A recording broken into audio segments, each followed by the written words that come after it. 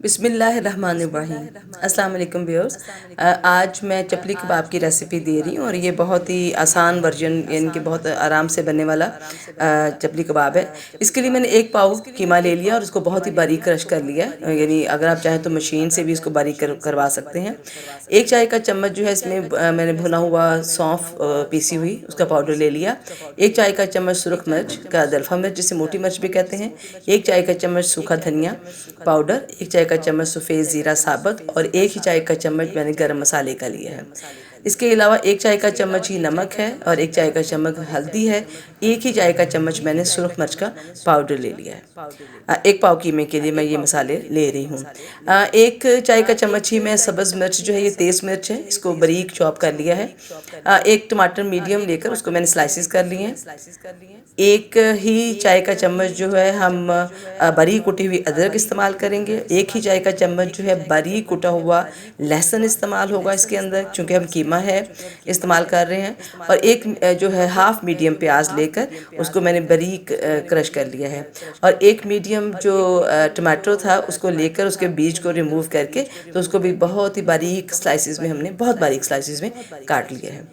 तो अब हम इन सब चीज़ों को कीमे में मिक्स करते हैं। कीमा मैंने आपको पहले बताया कि आप मशीन में से 2-3 मशीन बनवा मतलब उनमें से करवा लें तो ये कीमा बारीक हो जाएगा, वरना आप चॉपर से चॉप कर सकते हैं। इसमें मैंने टमाटर, हाफ़ टमाटर को जो थिनली स्लाइस किया हुआ था डाल दिया। एक चाय का चम्मच जो है इसमें गार्लिक यानी लहसुन ऐड कर दिया। एक चाय का चम्मच जो है वो अदरक बारीक कुटा हुआ वो ऐड कर दिया। उसके अलावा एक हाफ़ मीडियम प्याज बारीक क्रश की हुई वो इसमें ऐड कर दी है। उसके अलावा जो है वो मैं जो सब्ज़ मिर्च थी बहुत बारीक कुटी हुई थी, इसकी मैंने 1 से डेढ़ ये तकरीबन चाय का चम्मच इसे इसमें डाल दिया है। नमक मिर्च हल्दी एक एक चाय का चम्मच वो भी इसमें ऐड कर दिया है।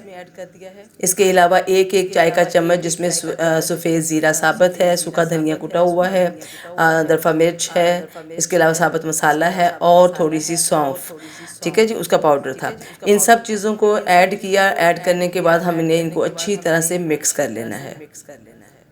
हमारा जो कीमा है वो पहले ही बहुत बारीक है, तो ये सब चीज़ों को हमने चूँकि जो चपली कबाब होता है उसके मसाले थोड़े से उसके अंदर जो हम ऐड करते हैं वो थोड़ा खड़े खड़े होते हैं, तो इसलिए इतना परेशानी की बात नहीं है। अगर आप इनको ज़रा सा मोटा भी रख लेंगे तो काम चलेगा। उसके बाद मैंने हाथों को थोड़ा सा ऑयली किया है जी, ऑयल लगा के। उसके बाद मैंने इसके ये जो एक पाव कीमा लिया है इसके मैं 2 कबाब बनाऊँगी, ठीक हो गया। तो चपली कबाब एक तो साइज़ में बड़ा होता है और ज़रा सा मोटा होता है नॉर्मल कबाब से। तो इसको मैं ये देखिए बड़े बना के पहले बॉल बनाया, उसका बॉल बना के फिर मैंने उसको फ्लैट कर लिया है और यूँ ये ना पतला है ना मोटा है। तो ये हमारा जो चपली कबाब है ये बन गया। तो उसके बाद मैंने दो जो स्लाइसिस थे वो टमाटर के, वो अगर आपके पास बड़ा टमाटर है तो एक स्लाइस है, मेरे पास ये मीडियम साइज़ में था तो मैंने इसके ऊपर 2 स्लाइस रख लिए हैं, ठीक हो गया जी। तो यूँ हम पहले कबाब बना लेते हैं।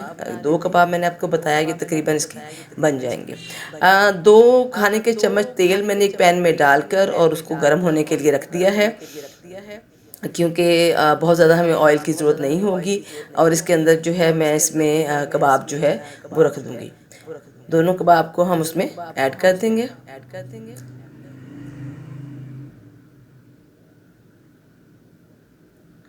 पहले मेरा ख्याल था कि मैं एक ही करके बनाऊंगी, छोटा पैन मैंने इस्तेमाल किया था, लेकिन अब मैंने इनको बड़े पैन में शिफ्ट कर दिया है, ठीक हो गया जी।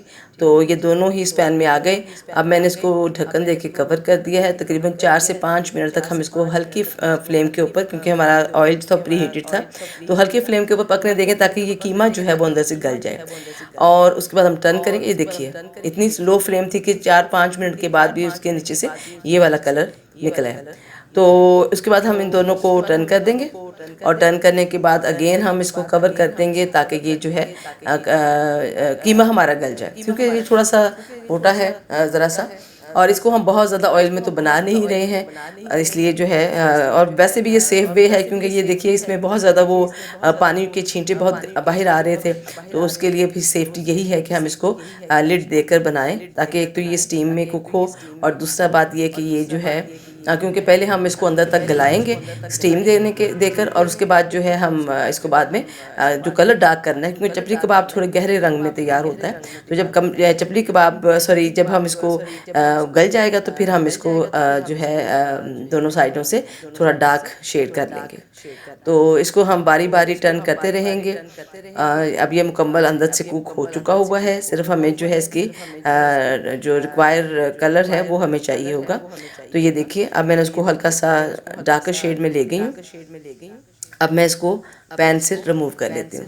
हमारे जो चपली कबाब है वो तैयार हैं। व्यूअर्स, ये बहुत ही लाइटर सा वर्जन है चपली कबाब का।